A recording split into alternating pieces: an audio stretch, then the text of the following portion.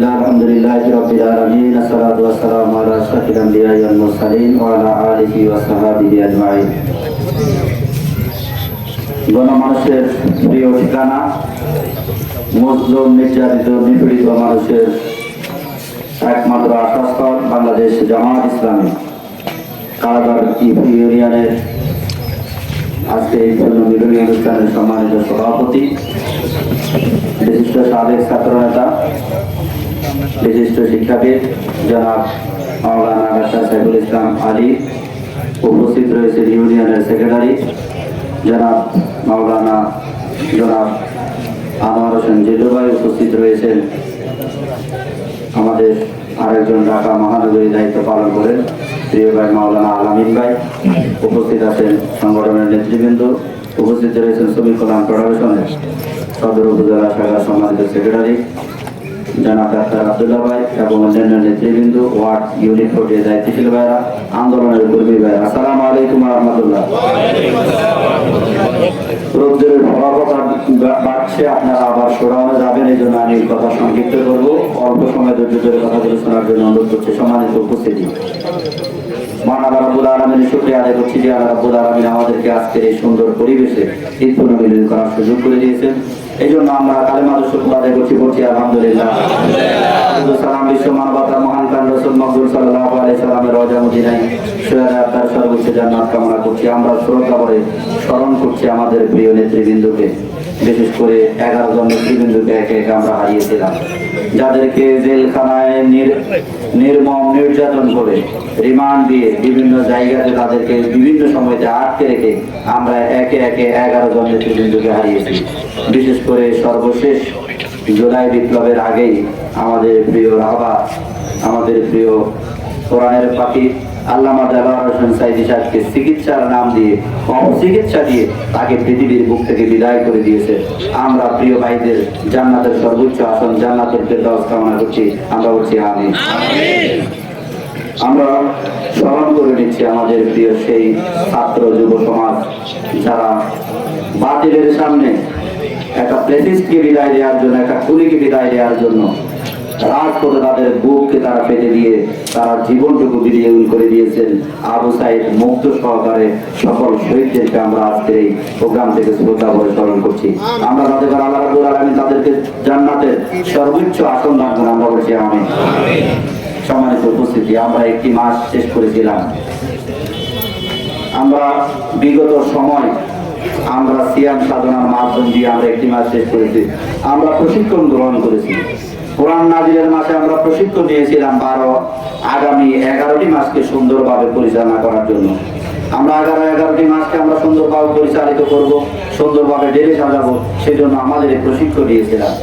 প্রশিক্ষণ যখন সেনাবাহিনীর কাউকে দেওয়া হয়, পুলিশ বাহিনীর কাউকে দেওয়া হয়, এই জন্য দেওয়া হয় না সে বাড়িতে চলে আসবে, তার অস্ত্র সে জমা দিয়ে দিবে, এই জন্য সে ট্রেনিং নেয় না। তাকে ট্রেনিং দেওয়া হয় আগামী দেশ রক্ষায় ভূমিকা রাখবে, এই জন্য তাদেরকে প্রশিক্ষণ দেওয়া হয়। প্রিয় ভাইয়ের, আপনাদেরকেও প্রশিক্ষণ দিয়েছেন মহান আল্লাহ রাব্বুল আলামিন। তার দেয়া বিধানকে এই জমিনে বাস্তবায়ন করার জন্য আল্লাহ রাব্বুল আলামিন আপনাদেরকে আমাদেরকে প্রশিক্ষণের ব্যবস্থা করেছেন। এই জন্য আমাদেরকে যে মহাগ্রন্থ আল কোরআন নাজিল হয়েছে রমজান মাসে, সেই রমজান মাসের মর্যাদা বৃদ্ধি পেয়েছে মহাগ্রন্থ আল কোরআন নাজিল হওয়ার কারণে। সুতরাং সেই মাসে আমরা প্রশিক্ষণ গ্রহণ করেছি আগামী যে দিনগুলো আছে সেই দিনগুলোকে কাজে লাগানোর জন্য। প্রিয় ভাইরা, আমরা যদি আমাদের অতীত পর্যালোচনা করি, আমাদের এই আন্দোলনকে বাস্তবায়ন করতে গিয়ে, আমাদের এই কোরআনের রাজ বাস্তবায়ন করতে গিয়ে, কোরআনের সমাজ বাস্তবায়ন করতে গিয়ে, একটি আদর্শ সমাজ নির্মাণ করতে গিয়ে আমাদের অসংখ্য ভাই শাহাদাত বরণ করেছে। অসংখ্য ভাই তাদের জীবন উৎসর্গ করে দিয়েছেন। কেউ তাদের চোখ হারিয়েছেন, কেউ বা তাদের পা হারিয়েছেন, কেউ তাদের হাত হারিয়েছেন, কেউ তাদের পা হারিয়েছেন। এই সমস্ত এইভাবে অসংখ্য ভাই তাদের জীবন উৎসর্গ করে দিয়েছেন এই আন্দোলনের জন্য। আমরা সেই আন্দোলনের জনশক্তি, সেই আন্দোলনের কর্মী।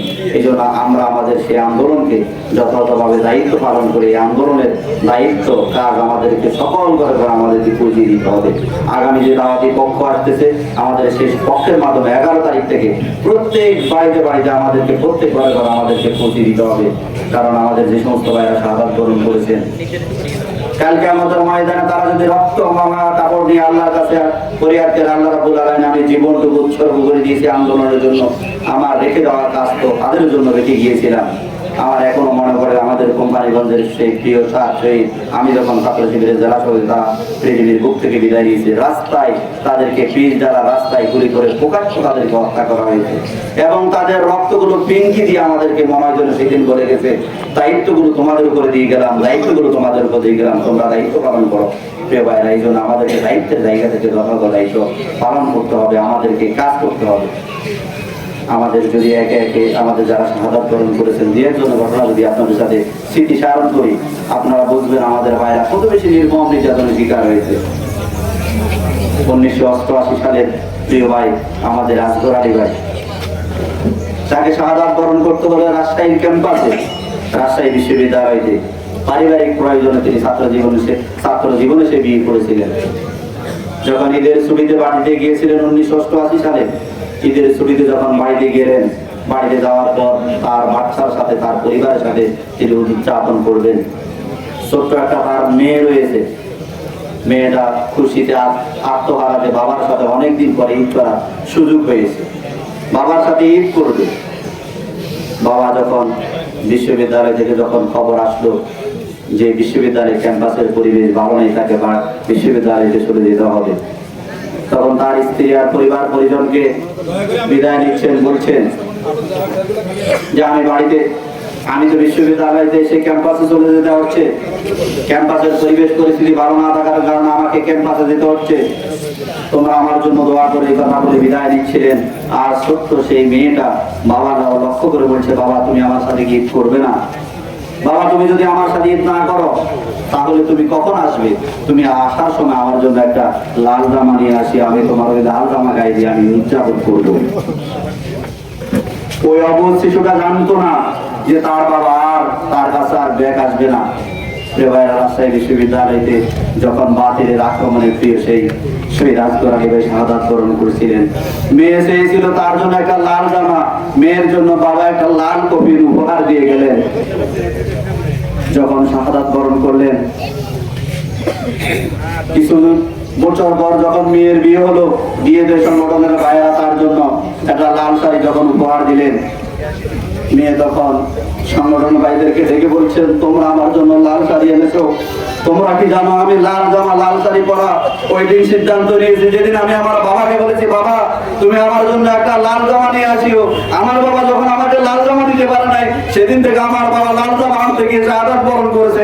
আমি সেদিন থেকে সিদ্ধান্ত নিয়েছি আমি কোন লাল জামা পরবো না পৃথিবীতে, আমার বাবার দেয়া লাল জামা আমি জান্নাতে পরবো, এই জন্য অপেক্ষায় আছি, আমি সেখানে লাল জামা পরবো, তোমাদের লাল জামাটা তোমরা শাড়িটা তোমরা নিয়ে যাও। ভাইয়েরা, এইভাবে আমাদের ভাইয়েরা তাদের জীবন উৎসর্গ করে দিলেন এই আন্দোলনের জন্য। 1995 সালে আমাদের আরেক ভাইকে নির্মম নির্যাতন করে শাহাদাত বরণ করতে হলো আমাদের প্রিয় শহীদ ফজলে আলী ভাইকে। আমাদের পাশের যারা লক্ষ্মীপুরে সে শাহিদ আছেন, লক্ষ্মীপুরে যখন অফিসে প্রোগ্রাম চলছিল, অতর্কিত হামলা করে, সন্ত্রাসী হামলার মাধ্যম দিয়ে আমাদের সেই প্রিয় ভাই ফজলে আলী ভাইকে রক্তাক্ত ক্ষতবিক্ষত করে দেওয়া হলো। সেই ফজলে আলী ভাইকে রক্তাক্ত ক্ষতবিক্ষত অবস্থায় ভর্তি করানো হলো হাসপাতালে ভর্তি করানোর পর তাকে ব্যান্ডেজ করা হলো, পুরো শরীরে কয়েকশো ব্যান্ডেজ করা হলো, পুরো শরীর রক্তাক্ত করে দেওয়া হলো। আর বাতিলগুলো সেই দিন, সেই নিরবিষয় যারা সেই সমস্ত মানুষগুলো সেদিন আমাদের প্রিয় ভাইকে বাতিল করতে সেদিন আবার ওখানে হাসপাতালে গিয়েও তারপর আক্রমণ চালিয়েছে। হাসপাতালে গিয়ে তাকে আক্রমণ করে শেষ নয়, তাকে হাসপাতালের বেড থেকে তাকে হাসপাতালের সামনে তাকে মাঠে নিয়ে আসা হলো। মাঠে আনার পর তার শরীরের যতগুলো ব্যান্ডেজ ছিল সবগুলো একটা একটা করে তারা টেনে তুলে ফেললেন।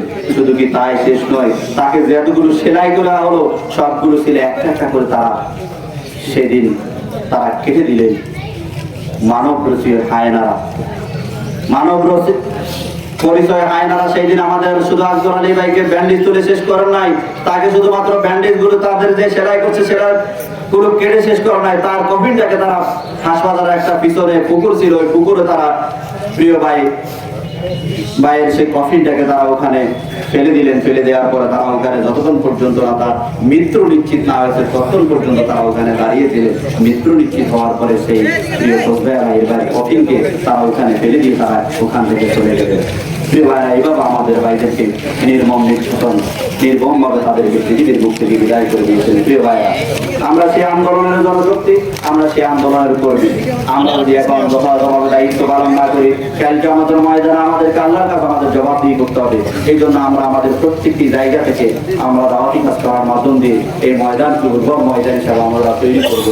এই ময়দানকে আমরা আমাদেরকে একটি আন্দোলনের ময়দান হিসাবে আমরা তৈরি করবো। আমাদের এই জেলাভূমিতে দুইজন শহীদ শাহিদ আছে, সেই শহীদদের রেখে যাওয়া কাজকে আমরা যথাযথভাবে আমরা আঞ্জাম দিব। প্রিয় ভাইরা, আমি আপনাদের অনুরোধ জানাবো, আমাদের বাইরে সেই রক্ত ইসলামী ছাত্র শিবিরের প্রায় 236 জন ভাই এই জমিনে তাদের রক্তের নজরানা তারা পেশ করেছিলেন। এই সবুজ ভূখণ্ডময়কে তারা রক্তিম সূর্যের মতো লাল করে দিয়েছিলেন তাদের। সুতরাং সেই যাওয়া আন্দোলনকে আমরা যথাযথভাবে দায়িত্ব পালন করতে হবে। আমার এখন মনে পড়ে গেল আমার প্রিয় ভাই শহীদ।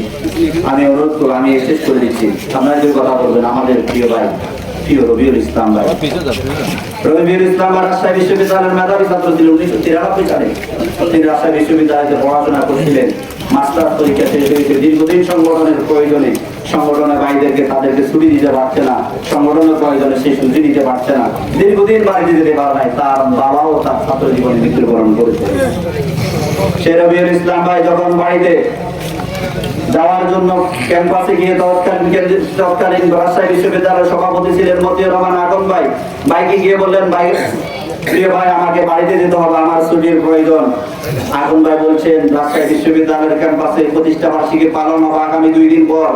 পরিবেশ পরিস্থিতি যেভাবে বোঝা যাচ্ছে আমাদেরকে বিশ্ববিদ্যালয়কে মনে হয় প্রতিষ্ঠা বার্ষিকী পালন করতে গিয়ে বাতিল শক্তি বাধা প্রদান করবে, সুতরাং তোমাকে বাড়িতে যাওয়ার সুযোগ নেই, তোমাকে বাড়িতে যাওয়া যাবে না। তখন সে রবিউল ইসলাম ভাই বললো, আমাকে একটা কাগজ এবং একটা কলম দিয়ে সহযোগিতা করুন।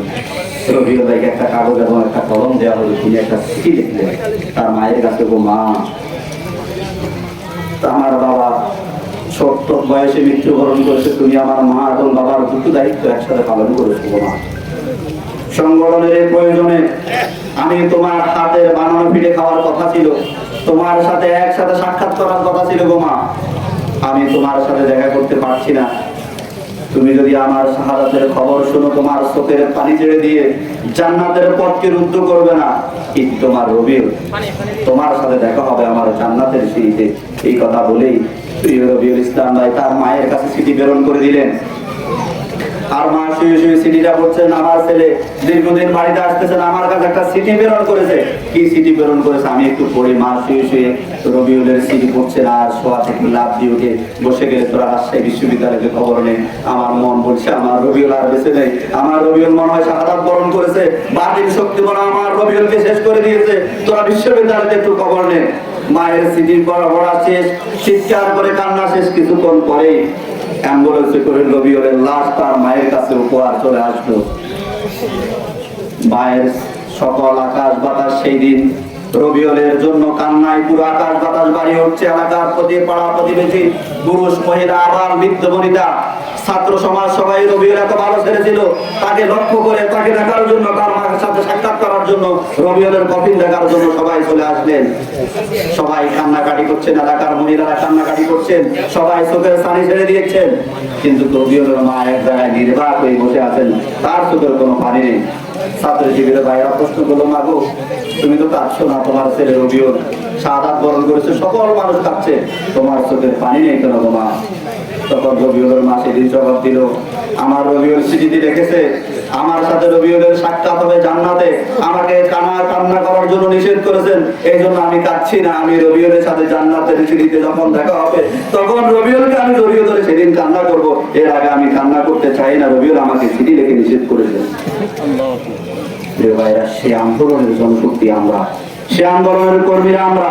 আমরা আমাদের প্রত্যেকটা জায়গায়, প্রত্যেকটা ঘরে ঘরে আমাদের দাওয়াত পৌঁছে দিতে হবে। যদি আমরা দাওয়াত পৌঁছে না দেই, কালকে আমাদের ময়দানে সেই রবিউলেরা, সেই আজগরেরা, সেই দায়িত্বশীল ভাইয়েরা আমাদের বিরুদ্ধে, শহীদেরা, সকল শহীদেরা আমাদের বিরুদ্ধে ফরিয়াদ করবে। আমরা আমাদের দায়িত্ব তাদের উপর অর্পণ করেছি, তারা কি দায়িত্ব পালন করেছে তাদেরকে প্রশ্ন করো, সেটা আমরা জবাব দিতে পারবো না। প্রিয় ভাইয়েরা, এই জন্য আসুন আমরা আমাদের জায়গা থেকে আমরা সর্বোচ্চ দাওয়াতি কাজ করতে হবে। আর এই ময়দানকে কানাডার এই ময়দানকে দাওয়াতি কাজ করার মাধ্যম দিয়ে, প্রত্যেক ঘরে ঘরে দাওয়াত দেওয়ার মাধ্যম দিয়ে এই কানাডার ইউনিয়নকে আমরা ইসলামী আন্দোলনের উর্বর শক্তিতে পরিণত করবো ইনশাআল্লাহ। কোন বাতিলের কোন রক্তচক্ষুকে আমরা উপেক্ষা করে আমরা আমাদের এই ময়দানকে আমরা দখল করে নিব। যে যা কিছু দখল করুক, এই ময়দানের প্রত্যেক মানুষের হৃদয় আমরা দখল করবো ইনশাআল্লাহ। এই ময়দানে আমরা কালেমার